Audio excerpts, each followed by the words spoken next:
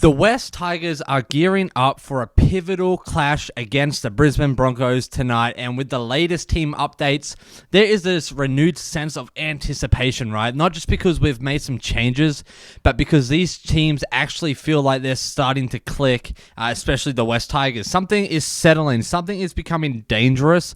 There's just like this unity that I can't explain, and it's just the exact kind of lineup that I think we need that will break and flip the script for our season going forward, and it's going to send a real message to the comp when we take a dub tonight. Hey everyone, welcome back to the channel. I am Geordie. I am a diehard, passionate West Tigers fan who bleeds black, orange, and white. And if you scream at the TV every time the ref misses a knock on, or if you get hyped over line breaks, or if you stay up late watching highlights, or even the full 80-minute performance, this is your home, especially when it comes to West Tigers. So make sure you hit that like and subscribe button. It helps me and the algorithm out a ton.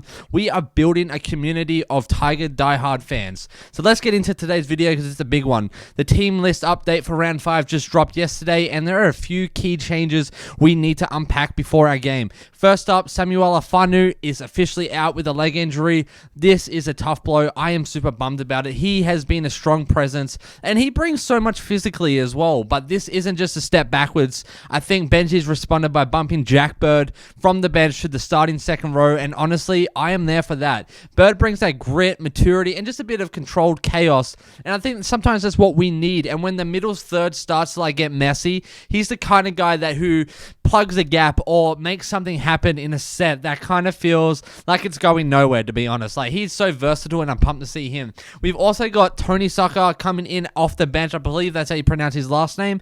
This is an interesting one, not one I envision happening. He's kind of a bit unknown to the wider NRL crowd. Like, for the Tigers fans paying close attention, he represents something exciting. He brings that energy. He's not afraid to get in and rip in. Like, this is exactly what we'll need against the Broncos side looking to bounce back, right? Like, but these aren't just like filler swaps. These are calculated moves, and I reckon Benji's got a clear vision here and just a game plan that we aren't seeing yet. And let's not pretend we are walking into this one with even like any footing, because the Broncos are still smarting from the 32-22 loss from the Raiders. This will be a brutal game for the Broncos in terms of like they've looked flat in the second half against the Raiders, and their edge defense was genuinely exposed. The Raiders targeted them with smart ball movement, offloads, and a ton of presence and pressure around the rock. It worked, and it was just like it made the Broncos look tired off the bat. And this is, I think, why the Canberra had their foot on the gas and refused to let Brisbane recover, because they knew if they do that, they'll get the win. So the question is, how do the Tigers take the blueprint and make it our own, right? Because the answer starts with our forwards. It's Jarome. He is a serious grower into a leadership role this year. He's not just running hard, like he is just bending the line, setting a platform, drawing in defenders. Like, this guy gives it's this guy and guys like Fainu Polo as well. They have a chance to hit those second phase plays or offload if the timing's right. And if we can win those rocks and those post-contact meters, we win the game. And I know we say this every freaking week, but it's especially true against a side like Brisbane, because they are so tough. They are going to rely on those quick play the balls and attacking on the edges, and we need to do the same defensively and on attack.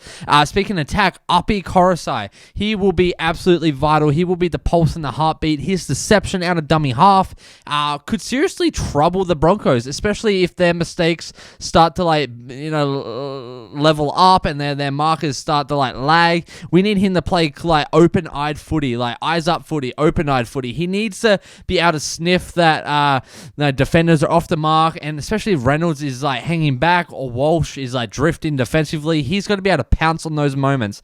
This is one of those games where Uppy can single-handedly keep the momentum going for the whole team, just with one sneaky dart or a short ball to a rampaging May or safe off like that. It will be a combination that we will see a lot. And speaking of combinations, let's talk about our halves. Lachlan Galvin, Fainu, two guys who are just incredibly trusted with the keys of the team this week. And yeah, it's huge with Luai out, still suspended. Yeah, it sucks. But this pairing has to take charge. Not just execute a game plan, but lead the game plan. Believe in it, be unified in it, right? Galvin, let's start with him. His footy IQ is off the charts for his age. He's only getting better. He reads the line so well and isn't afraid to get short, to go short short or play play the defensive when we need it, and not afraid to rush as well when we need it. Fainu, on the other hand, has like this calmness to him. He's not flashy, but he is efficient and he is composed and he is a tank and he is learning extremely fast. This weekend is going to be the perfect chance for these two to not only prove that they belong, but to prove that they can win games together and be the future of the West Tigers. And the backline as well, people like Turuva, that's a huge plus having him on our team. And this guy brings pace, he brings the footwork, and he just knows how to freaking run a ball and run through defenders. And I am so pumped to see him. Another one, let's talk about Alex Seyfarth. That guy is a legend. Like, each week he surprises me what he can do. I would say he's one of the most underrated players on the West Tigers, and I think we're sleeping on the bloke. Like, we need to give him more opportunities and pair him with someone like Adam Dewey, who is back from his groin injury. We will be in tip-top position this week with the win, I believe. And because these guys are so versatile across the field, they don't have any fear when it comes to running the ball or being defensively sound. Like, they are just locked in time and time and time again. And I am so pumped to see these two run.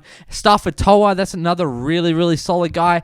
He is phenomenal with the ball and phenomenal with the defense too. Just another guy, Alex Twal, like, he never ceases to not amaze me. I think that's how you would say. I don't know, but he is always on point. He is always there, and his defensive pressure is next to none. Kind of like Jack Bird. Jack Bird, for a little fella that he is, going up against these big boys, he can run a line so freaking hard, and he doesn't back down defensively. Our last game, he was up against the Warriors on every tackle that he could, on the mark, and then he would jump off the mark, and then he would get the tackle. He would dive for the tackles. That's the same pressure we need to see tonight against the Brisbane Broncos, because this is going to be a huge, huge game. This is not an easy team to beat. We will beat them. It's not an easy one, but when we do, I guarantee it's going to come down to these three things. On attack, it's going to come down to that fast ball playing. So, getting out of those dummies fast, uppy passing the ball off, running those big hits, catching